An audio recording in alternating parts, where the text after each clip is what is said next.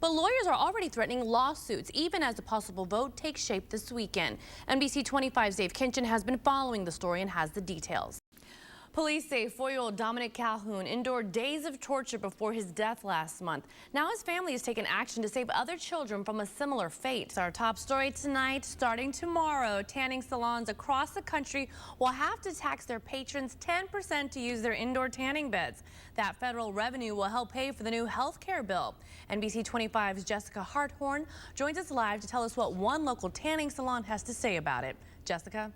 80 laid-off union workers from Next Year Automotive being called back today. Those workers were laid off when UAW 699 voted down a contract 2 weeks ago. However, last night the union voted again and approved a revised contract that included family health care benefits. The new contract cuts current employees' wages but creates about 100 new jobs, along with making 300 temporary workers permanent employees. Next year, we'll begin hiring new employees tomorrow. 24 Hurley Medical Center nurses without a job tonight. A hospital employee tells NBC 25 24 of the center's licensed practical nurses were laid off this morning. The LPNs asked for an extension until July 30th. However, the cuts went into effect today to reduce cost. Closing arguments are expected to begin tomorrow for a Saginaw teen accused of killing a baby. Today, jurors heard a chilling emergency call the night of the murder. He said it's a baby in the car. Oh my God.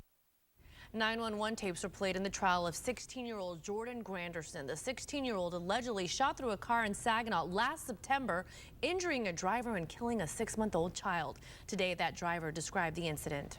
I knew they were shooting at us because as soon as we started hearing the gunshots, the window busted and everything, so I sped up and we crashed because I got hit, so my hand dropped off the steering wheel. 2 other passengers in the car were not injured. Closing arguments again are scheduled for tomorrow.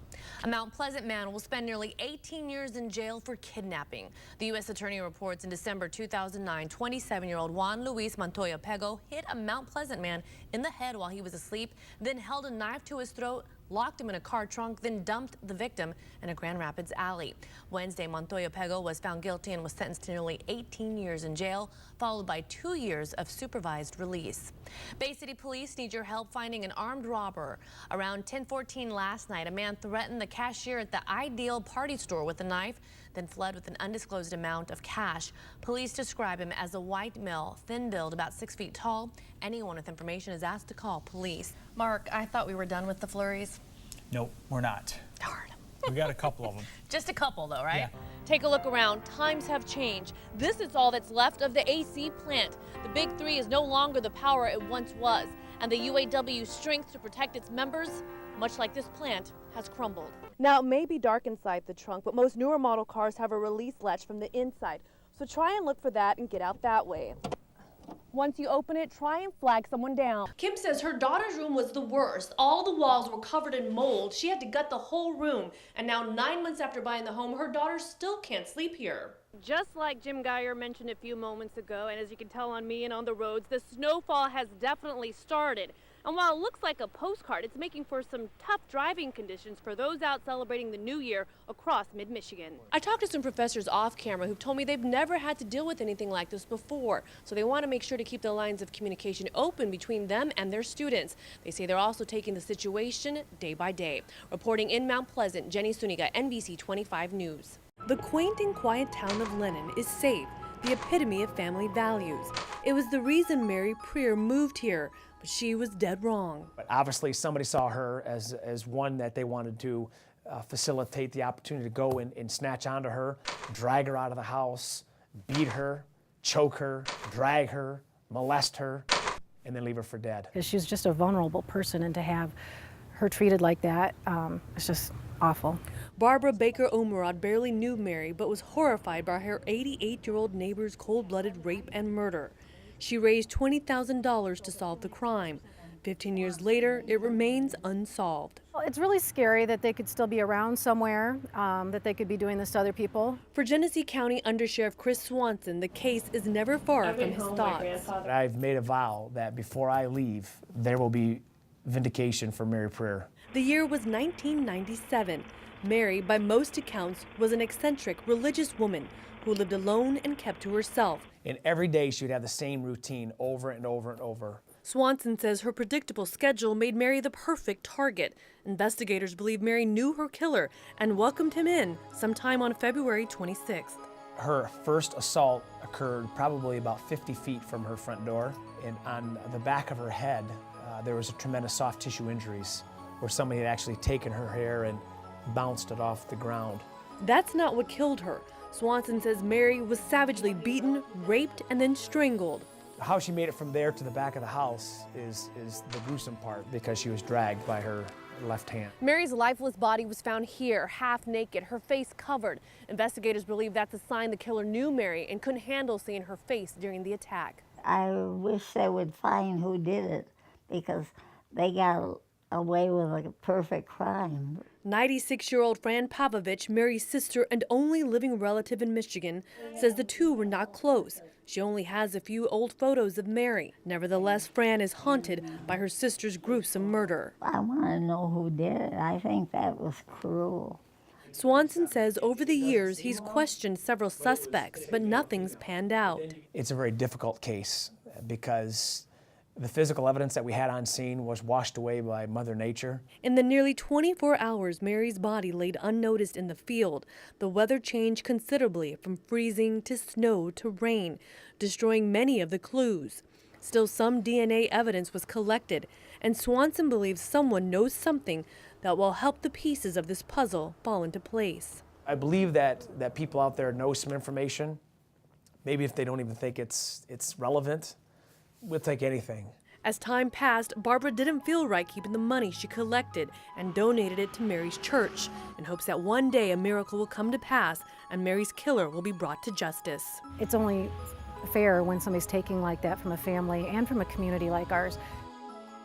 Dylan, the county land bank maintains more than 6,000 foreclosed properties by mowing grass and boarding up the homes until someone buys and takes over the property. But that program could soon be weeded out with the county's proposed budget cuts. Mowing, edging, picking up trash and everything in between. That's what Genesee County Land Bank workers do daily to keep foreclosed properties from becoming an eyesore.